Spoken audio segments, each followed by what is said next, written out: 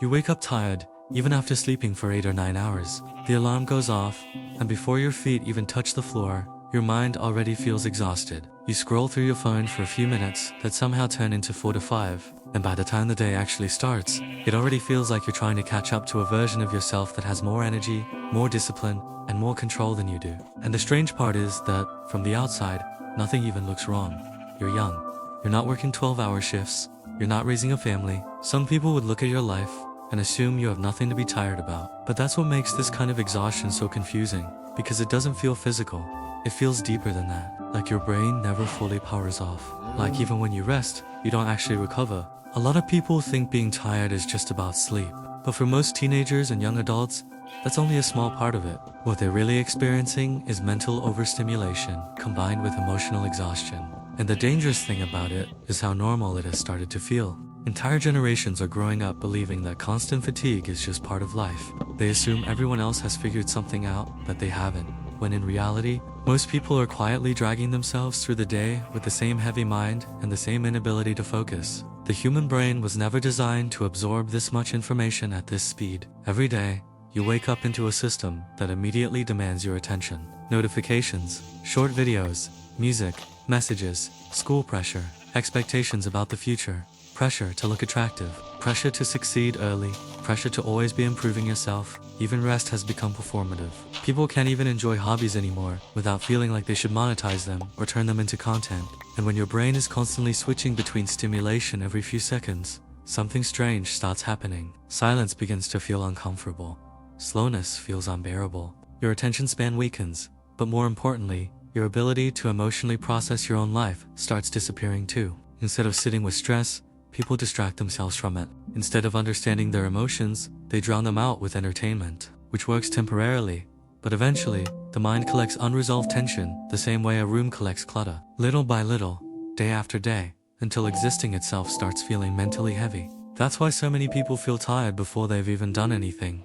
Their exhaustion didn't begin that morning. It's accumulated fatigue from weeks, months, sometimes years, of never truly disconnecting. The brain stays in a low-level state of alertness almost all the time. Even during moments that are supposed to be restful, people are still consuming, still scrolling, still comparing, still reacting. And there's another layer to this that people don't talk about enough. A lot of young people today are emotionally exhausted because they're carrying invisible pressure all the time. Pressure to figure out their future early, pressure to be interesting enough online, pressure to not fall behind their peers, pressure to somehow become successful while also struggling with motivation, insecurity, loneliness, and uncertainty at the exact same time. Previous generations were stressed too, but modern stress is different because it follows you everywhere. There is no real escape from comparison anymore. You carry it in your pocket. Every time you open your phone, you're exposed to hundreds of people showing the best moments of their lives. And even if you consciously know it's curated, your brain still absorbs it emotionally. You still feel behind. You still feel like everyone else has more energy, more friends, more confidence, more direction. Eventually, your mind adapts to survival mode, and survival mode is exhausting. The problem is that most people respond to this exhaustion in ways that actually make it worse. They assume the solution is more stimulation, more caffeine, more motivation, videos, more productivity hacks. They try to force themselves into becoming high-performance machines while ignoring the fact that their brain is already overwhelmed. So they create impossible routines for themselves. Wake up at 5 in the morning, study for 8 hours straight, meditate, journal, exercise twice a day, delete every distraction overnight. And for maybe 2 or 3 days, it works. They feel in control again. But eventually, the routine collapses because it was built on self-pressure instead of self-understanding. Then comes the guilt. And guilt is one of the most exhausting emotions a person can carry because it turns rest into something you no longer enjoy.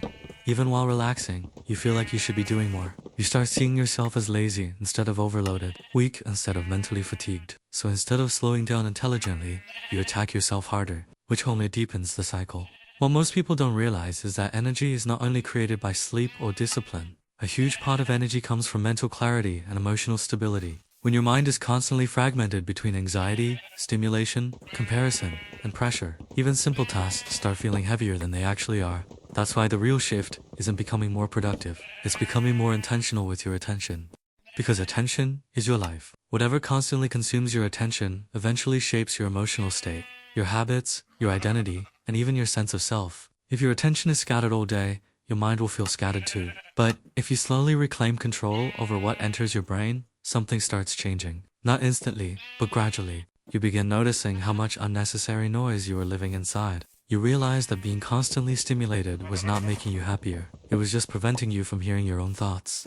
You realize that exhaustion isn't always a sign that you need to push harder. Sometimes, it's a sign that your nervous system has been overloaded for too long without recovery. And recovery does not always mean sleeping more. Sometimes, recovery means allowing your brain to experience stillness again.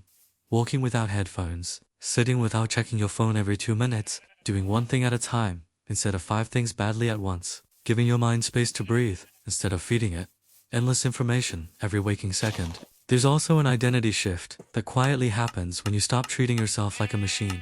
A lot of people secretly believe their worth depends on how productive they are. If they're not constantly improving or achieving something, they feel guilty existing. But that mindset creates a life where rest feels earned instead of necessary. And eventually, that mentality burns people out emotionally. The healthier perspective is understanding that your brain is not failing you. It's reacting normally to an environment that constantly competes for your attention. Which means the answer is not self-hatred.